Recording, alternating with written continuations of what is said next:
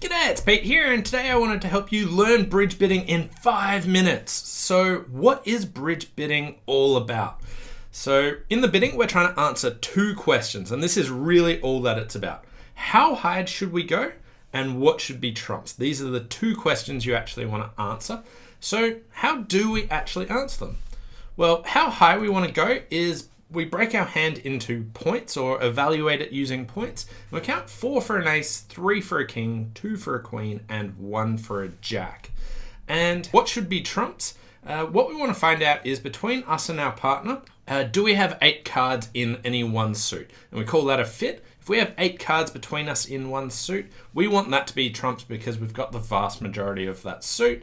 So what are our bidding options and how does bidding work? So there's 4 different suits: clubs, diamonds, hearts, spades. And clubs is the lowest through to spades being the highest ranked. They're in alphabetical order, and then there is no trumps above that. We can also bid from the 1 level all the way down to the 7 level.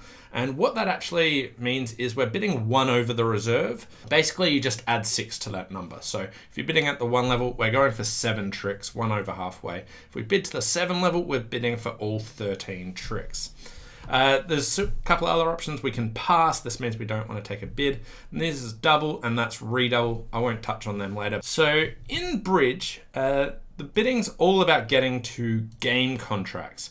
So we really want to focus on getting to game contracts. And which are the game contracts? Well, 3 no trumps, 4 hearts, 4 spades, and 5 clubs and 5 diamonds. These are the game contracts, and there is a really big reward for bidding them. The scoring really rewards you for getting to these. So for the game contracts, we typically want 25 or more points between us and our partner. And this is where the hand evaluation using those points I mentioned earlier comes into play. So if we think we've got 25 combined points between our partner, we want to try and bid to one of these game contracts, and we want to work out, do we have a fit in either of these suits, in which case we want to be the trump suit. So this is what the bidding is all about. And then what we want to do is we convey information with our bids to our partner using those different bids. And you can create a system which you have to explain to your opponents, but it conveys information about how good your hand is or what should be trumps. And what your bids actually mean depend on who you are in the auction. Like, were you the first person to take the bid or the second, or did your opponents bid? And we've got some terminology for that. If you are the first person to make a bid that is not a pass, you are the opening bidder. If you're the partner of the opening bidder, we call you the responder. You're just responding to your partner's communications.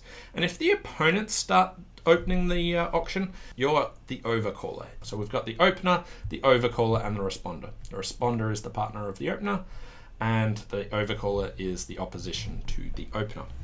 So let's see how we can actually use this information to answer those 2 questions of how high we want to go and what should be trumps. So when we're the opener, we want to break our hand up into, do we have a suit we want to tell partner about, or do we just have a nice even spread and are balanced? And also, how many points do we have? Are we just good enough to open the bidding? Do we have a little bit extra, or do we have a lot extra? So let's look at how I like to do that. The first question I like to ask as opener is, do I have 12 or more points? And if the answer is yes, I can open the bidding. If not, I want to pass. The second question I like to ask myself is, am I balanced? So if I'm balanced, I've got a couple of cards in every suit. And then I break it up into, am I minimum, medium, maximum, or extras? Minimum being 12 to 14, I'm just good enough to open. Medium, I've got a bit more, 15 to 17. Maximum 18, 19, extras 20 to 22. And then what I like to do is think of 2 bids, my first bid and my second bid. If I'm minimum, I'll open one of my longest suit and then bid 1 no trump on my second bid. If I'm medium, I'll open 1 no trump. If I'm maximum, I'll open one of my longest suit and then jump to 2 no trump. And if I've got extras, I'll open 2 no trump straight away. So there's a bit of a pattern there, and it conveys how many points I've got to my partner. And by bidding no trumps in the first or second bid, I am showing that I am balanced, and then they'll have a good idea of what should be the trump suit and how high to go when they can add that to their points. If I'm unbalanced, what I'll do is I'll open one of my longest suit, and if I've only got one good long suit, I'll just bid it and bid it again, and I'll jump if I've got extra points. And if I've got 2 or 3 suits, I'll open one of a suit and then just start bidding some other suits there. If I'm the responder, the partner of the overcaller, what I like to do is, the first question is, do I have 6 or more points? If I don't, I want to pass. If I do, what I want to do is say, do I have a fit for partner? If yes, I want to raise them. I want to support their suit. And if I've just got enough points to do it, I raise 1 level. If I'm a bit stronger, so about 10 to 12 points, I'll jump a level in the suit that they've got. And if I've got even stronger, I will bid game in the suit that we actually have.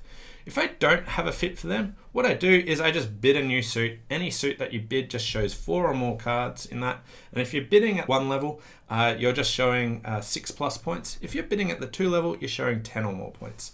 You can also bid no trumps. You're not promising a balanced hand if you're bidding no trumps as the responder. You're just saying that you don't actually have a fit. I have rushed through this really quickly, but hopefully this gives you a little idea of how bidding works in Bridge. Thanks for watching, and we'll see you next time.